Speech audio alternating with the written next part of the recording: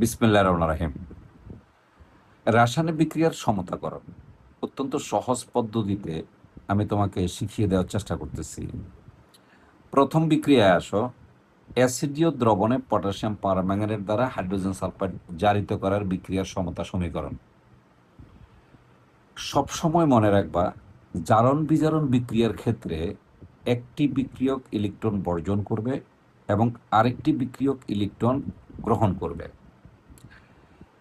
যে ইলেকট্রন গ্রহণ করবে সে হবে জারক এবং যে ইলেকট্রন বর্জন করবে সে হবে বিজারক।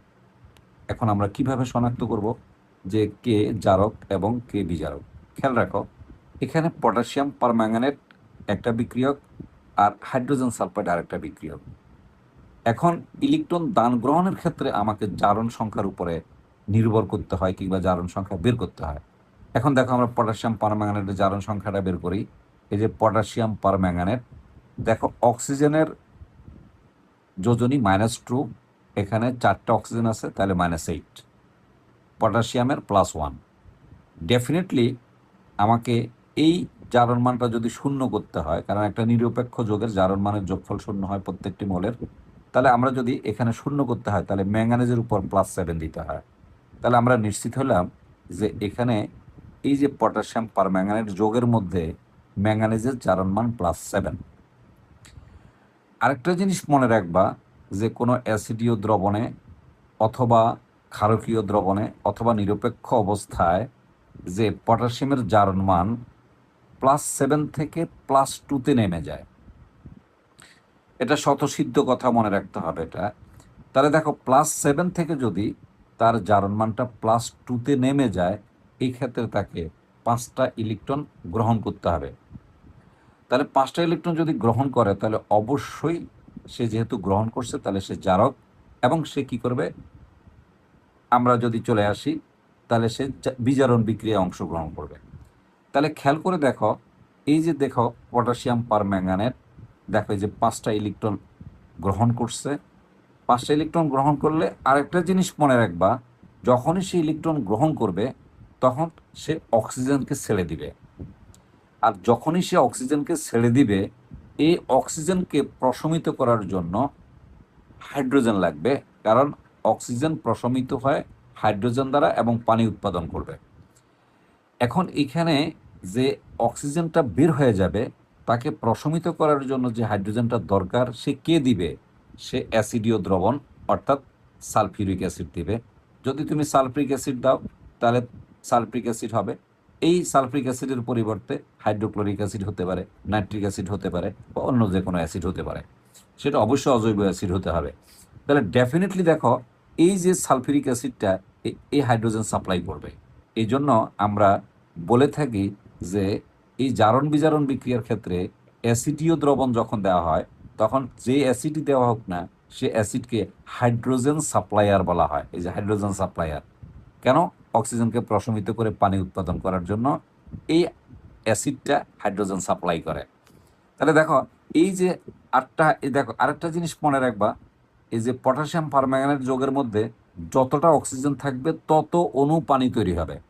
তাহলে দেখো, এখানে অক্সিজেন পরমাণু আছে 4টা, তাহলে ডেফিনেটলি 4টা পানির অণু তৈরি হবে। 4টা পানির অণুর জন্য, এই যে 4টা পানির অণুর জন্য দেখো 8টা হাইড্রোজেনের প্রয়োজন হয়। তাহলে এই 8টা হাইড্রোজেন কে সাপ্লাই করবে? অ্যাসিডীয় দ্রবণ। আমি কোন অ্যাসিড দিছি? সালফিউরিক অ্যাসিড দিছি। তাহলে সালফিউরিক অ্যাসিডটা দেখো 8টা হাইড্রোজেনকে সাপ্লাই করছে। ডেফিনেটলি খুব সহজ। তাহলে কি হয়ে গেল? এই যে পটাশিয়াম আয়নটা সরে গেল। এই যে ম্যাঙ্গানিজ 7+ থেকে 5টা ইলেকট্রন গ্রহণ করে এই যে ম্যাঙ্গানিজ 2+ আয়নে পরিণত হলো। অপরদিকে যে 4টা অক্সিজেন বের হয়ে গেল, সালফিউরিক অ্যাসিড যে হাইড্রোজেন সাপ্লাই করলো তার সাথে যুক্ত হয়ে সে 4 অণু পানি তৈরি করলো। ডেফিনেটলি আমরা প্রথম রিয়েকশনটা পরিপূর্ণ করে দিলাম। এবার আসো আমার এই বিশেষ করে এই জারকের অবস্থাটা দেখালাম। এবার বিজারক পদার্থের ক্ষেত্রে দেখি, বিজারকটা কে? এখানে সে জারণ বিক্রিয়ায় অংশগ্রহণ করবে বিজারক পদার্থ। তাহলে বিজারক পদার্থ হলো হাইড্রোজেন সালফাইড। দেখো হাইড্রোজেন সালফাইড, তাহলে এখানে হাইড্রোজেন 2টি আছে, যে 2টা হাইড্রোজেন আছে, আর এখানে +1, তাহলে এখানে +2, তাহলে অবশ্যই সালফারের উপর হবে -2। তাহলে সালফার উপর যদি -2 হয়, তাহলে আমরা নিশ্চিত হলাম যে এই সালফার এই দুটি ইলেকট্রন বর্জন করে মুক্ত সালফার পরমাণুতে পরিণত হবে। তার মানে এটা ইলেকট্রন কি করবে, দান করবে। তাহলে দেখো এই যে হাইড্রোজেন সালফাইড, এর উপরে দেখো -2 আছে, এর উপরে -2 আছে।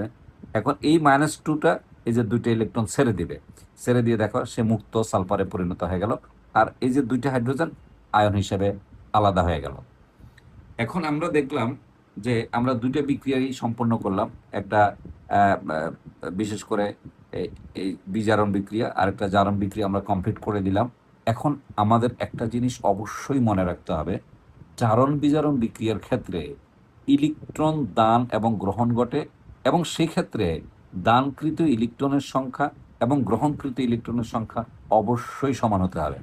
দেখো তো এখানে সমান নেই, এখানে 5টা ইলেকট্রন গ্রহণ করছে কিন্তু এখানে 2টি ইলেকট্রন দান করছে, তাহলে তো হলো না, সমান হলো না।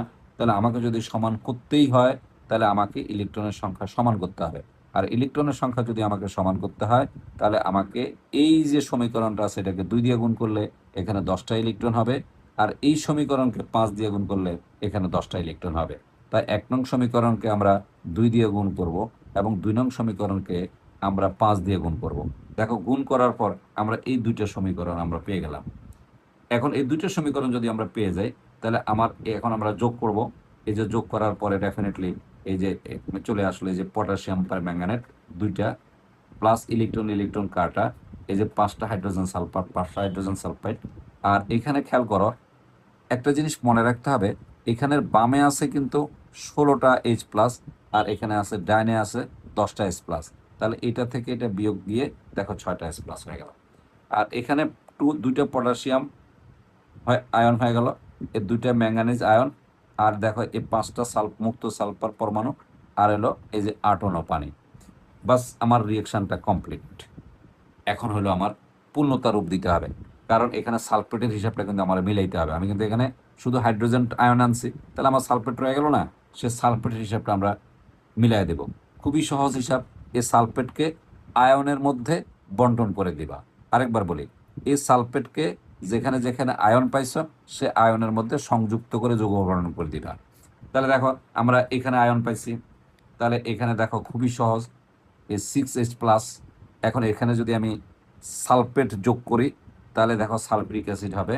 তাহলে এখানে এই যে 3 দুগুণে 6, খেয়াল করে দেখো এই যে 3 দুগুণে 6, এই যে 3 দুগুণে 6, এই যে 3 দুগুণে 6, এই যে 6টা হাইড্রোজেন, এই যে সালফিউরিক অ্যাসিড হয়ে গেল। পটাশিয়াম সালফেট যদি আমি লিখতে যাই তাহলে 2টার নিচে নেমে চলে আসবে এই যে পটাশিয়াম সালফেট। আর এখানে আমি সালফেট লাগাই দিলাম, কারণ ম্যাঙ্গানিজের যোজনে 2, সালফেটের যোজনে 2। বাস আমার বিক্রিয়াটা সম্পূর্ণ হয়ে গেল। আশা করি তুমি বুঝতে পারছো যে বিক্রিয়া সমতাকরণ কিভাবে করা হয়, খুব সহজ হিসাব। আমি একটা দেখাই দিলাম, এখন আমি তোমাকে আরেকটা দেখাই দিচ্ছি, খুবই সহজ পরেরটা। এখন এটা আমি অনেক বিস্তারিত রূপ দেখালাম, বাকিগুলোকে আমরা একটু সংক্ষিপ্ত করে দেখাবো যেন আমাদের কম সময়ে আমরা বেশি বুঝতে পারি। দেখো তো অ্যাসিডীয় দ্রবণে পটাশিয়াম পারম্যাঙ্গানেট, এবার আমি ফেরাস সালফেট দিচ্ছি। তাহলে দেখো প্রথম অংশ কিন্তু আগের মতোই একদম সহজ। এই যে পটাশিয়াম পারম্যাঙ্গানেট 5টা ইলেকট্রন গ্রহণ করছে এবং 8টা হাইড্রোজেন আয়ন সালফিউরিক অ্যাসিড থেকে সে সাপ্লাইকৃত গ্রহণ মানে যুক্ত হয়েছে। এখানে 4টা অক্সিজেন বের হবে, এই 8টা হাইড্রোজেনের সাথে যুক্ত হয়ে 4 অণু পানি তৈরি করবে। ঠিক এই রিয়েকশনটাই, এটা একই জিনিস। সো এটাকে আর ডেসক্রিপশন করার কোনো আদৌ প্রয়োজন নাই, কারণ এখানে অনেকক্ষণ আমি বুঝাইছি, এই জিনিসটা এখানে চলে আসলো। পরবর্তী অংশ হলো যে এই ফেরাস সালফেট, এখানে ফেরাসের যোজনে কিন্তু 2+, এই যে ফেরাসের যোজনে দেখো এই যে 2+। আমরা জানি ফেরাসের যোজনে যদি 2+ হয় তাহলে ফেরাস কিন্তু 3+ হতে পারে, তাহলে সেই ইলেকট্রন কিন্তু আরেকটা কিন্তু দান করে দিবে। দেখো এই যে একটা ইলেকট্রন দান করে এই যে 2+ ফেরাস আয়নটা এই যে 3+ আয়নে পরিণত হয়ে গেল। এখানেও একই কন্ডিশন, এখানে কিন্তু দানকৃত ইলেকট্রন এবং ইলেকট্রনের সংখ্যা এবং গ্রহণকৃত ইলেকট্রনের সংখ্যা সমান হয়নি, ফলে এখানে 5টা ইলেকট্রন গ্রহণ করছে কিন্তু এখানে একটা ইলেকট্রন দান করছে। তাই আমরা এই সমীকরণটাকে, এই যে দেখো এই দ্বিতীয় সমীকরণটাকে আমরা 5 দিয়ে গুণ করে আবার লিখলাম। এখন দেখো এখানে 5টা ইলেকট্রন আর এখানে 5টা ইলেকট্রন। এখন যদি আমরা এই দুইটা সমীকরণকে আমরা যোগ করি তাহলে কি দাঁড়াবে দেখো, এই দুইটা সমীকরণকে যোগ করলে আসবে এই জিনিসটা, দেখো যোগ করলে এটা আসবে, এই যে যোগ করে দিলাম, এই যে potassium permanganate KMnO4, potassium permanganate, এই যে 5টা ইলেকট্রন প্লাস 8টা hydrogen plus potassium plus manganese ion plus পানি, এরপরে দ্বিতীয় রিয়েকশন চলে আসলো, যোগ করলে আসলে দেখো পটাশিয়াম পারম্যাঙ্গানেট, আর এখানে পাঁচটা ইলেকট্রন ক্রস চলে যাবে, আর এই যে পাঁচটা ফেরাস আয়ন, আর এখানে 8টা H+, এখানে potassium plus, manganese plus, 5Fe3+, এই যে 4 অণু পানি। একদম সহজ হয়ে গেল। এখন এখানে একটা ছোট্ট হিসাব করতে হয়, কারণ আমি যেহেতু সালফিউরিক অ্যাসিড দিছি, তাহলে সালফিউরিক অ্যাসিড দিলে তো আমাকে সালফেট, অর্থাৎ সালফেট আয়নটা আয়নের মধ্যে বন্টন করে দিতে হবে। তো সালফেট আয়নটা যদি আয়নের মধ্যে বন্টন করে দিই, এখানে দেওয়া যাবে 5 দুগুণে 10, কিন্তু দেখো এখানে দেওয়া যাবে না, কারণ এখানে একটা পটাশিয়াম, আর সালফেট দিতে গেলে কিন্তু 2টা পটাশিয়াম লাগবে, K2SO4। এই জন্য আমরা এই সমীকরণটাকে 2 দিয়ে গুণ করে সালফেট আয়নটাকে ভিতরে প্রবেশ করানোর ব্যবস্থা করে দিচ্ছি। আসলে আর অন্য কোনো কিছু না, এই 2 দিয়ে গুণ করার উদ্দেশ্য হলো সালফেট আয়নকে পটাশিয়ামের মধ্যে বন্টন করার সুবিধার্থে 2 দিয়ে গুণ করা হয়েছে। তাহলে দেখো 2 দিয়ে গুণ করে দিলাম, 2 দিয়ে গুণ করার সাথে সাথে কিন্তু আমার একটা ইকুয়েশন দাঁড়ায় গেল। এখন আমরা সালফেট বন্টন করি, দেখো তো এই যোগটা ঠিক আছে। এই যে আয়ন আছে, যদি আমি এখানে সালফেট প্রবেশ করাই, তাহলে দেখো এই যে অটোমেটিক্যালি এটা যেহেতু 2, সালফেটের যোজনে 2, তাহলে 10টা ফেরাস সালফেট ওকে হয়ে গেল। এখানে 16টা আছে, তাহলে যদি আমি সালফেট ঢুকাই, তাহলে এখানে H2 হয়ে গেলে এখানে 8টা হয়ে যাবে। দেখো এই যে 8 দুগুণে 16, এই যে 8 দুগুণে 16, এই যে 8টা সালফিউরিক অ্যাসিড। আর পটাশিয়াম কিছুক্ষণ আগে তোমাকে এটা বুঝাইছিলাম, যদি শুধু পটাশিয়াম থাকতো তাহলে আমি এটা লিখতে পারতাম না, তাই আমি এটা লেখার স্বার্থে কিন্তু 2 দিয়ে গুণ করলাম। এখন কিন্তু আমি এই সুন্দর পটাশিয়াম সালফেট রেখে ফেলতে পারলাম। আর ম্যাঙ্গানিজের যোজনী 2, সালফেটের যোজনী 2, এখানে শুধু সালফেটটা লাগাই দিলাম। আর এখানে কিন্তু সালফেটের যোজনী 2, আয়রনের যোজনী 3, তাহলে কিন্তু এই সালফেটের পরে চলে যাবে 3, আর এখানে চলে আসবে 2, তাহলে এখানে 5 দুগুণে 10, এখানে 10 আছে, এই দেখো 5 দুগুণে 10, আর 8 অণু পানি। ডেফিনেটলি আরেকটা হয়ে গেল। এবার আসো আরেকটা রিয়েকশন দেখাচ্ছি। এতক্ষণ পর্যন্ত আমি সালফিউরিক অ্যাসিড দিয়ে দেখালাম, এখন একটা আমি হাইড্রোক্লোরিক অ্যাসিড দিয়ে দেখাচ্ছি, খুব সহজ। এটা হলো পটাশিয়াম ডাইক্রোমেট, K2CR27। আমি এখানে দেখাচ্ছি K2CR27, এই যে K2, এই যে Cr2, এই যে O7। তাহলে দেখো এখানে কিন্তু -14, আর এখানে কিন্তু এই যে +2, তাহলে ডেফিনেটলি এখানে আসবে +12। তাহলে দুইটার জন্য যদি +12 হয়, তাহলে একটা ক্রোমিয়ামের জারণ মান হবে +6, এই যে জারণ মান +6। অবশ্যই মনে রাখবা, যে কোনো অ্যাসিডীয় দ্রবণে এই যে ক্রোমিয়ামের জারণ মান সর্বোচ্চ থেকে সর্বনিম্নতে চলে যায়। সর্বোচ্চ +6, সর্বনিম্ন +3। মনে রাখবা, সর্বোচ্চ +6, সর্বনিম্ন +3। তাহলে +6 থেকে 3-এ যাবে। দেখো তো এখানে কিন্তু +6 আছে, 6 দুগুণে 12, +6 আছে। এখন আমার এখানে আসবে 3+ আসবে, যে এই যে 3+ আসবে। তাহলে আমাকে এখানে যেহেতু 2টা আছে, তাহলে একটা যদি 3টে ইলেকট্রন গ্রহণ করে, তাহলে 2টা ক্রোমিয়াম আয়ন 6টা ইলেকট্রন গ্রহণ করবে, যে 6টা ইলেকট্রন গ্রহণ করছে। প্লাস এখানে 7টা অক্সিজেন আছে, তাহলে 7 অণু পানি হবে। 7 অণু যদি পানি হয়, এই যে 7 অণু যদি পানি হয়, তাহলে 14টা হাইড্রোজেন আয়ন লাগবে। সেই 14টা হাইড্রোজেন আয়ন আমাকে অ্যাসিড সাপ্লাই করবে। আমরা তো জানি অ্যাসিড হলো হাইড্রোজেন সাপ্লায়ার।